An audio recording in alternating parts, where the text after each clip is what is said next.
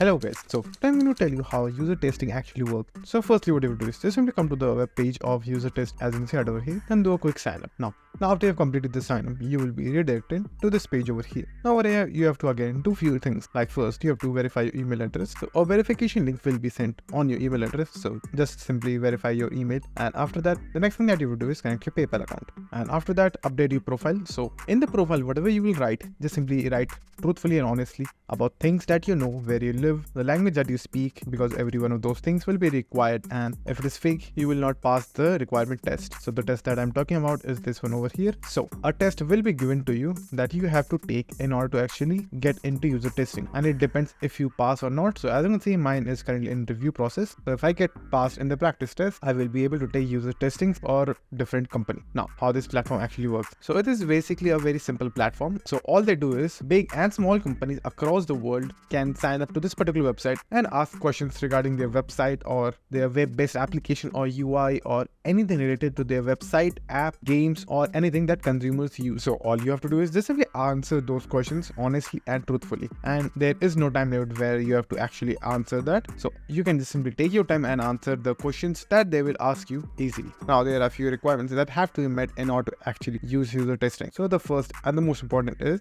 you have to be above 18 as I said over here, and the next one is you have to speak one of these languages over here, English, German or French. Now there is no any specification requirement of that user testing is limited to a particular country, so user testing is available across the world, so don't worry about that as well. Now what exactly user testing is, so there will be multiple phases and there will be multiple things that you have to do, and for every customer it is different. If you may only take your screen recordings or your audio recordings, and in some they will have to actually talk with you like a live Zoom call, where you will be actually explaining what are the flaws and what are good things about their particular website or application. Now in some cases there will be application process, then there will be test processing. So as I just said, there will be applications, then there will also be tests that you have to take and tell them what exactly is good or bad, and after you complete a survey you will be paid regarding how much input you gave, how much value you provided for the customer, and according to that you will get paid over here. And that's it, and thank you for watching, and do like, subscribe to our channel, and take care.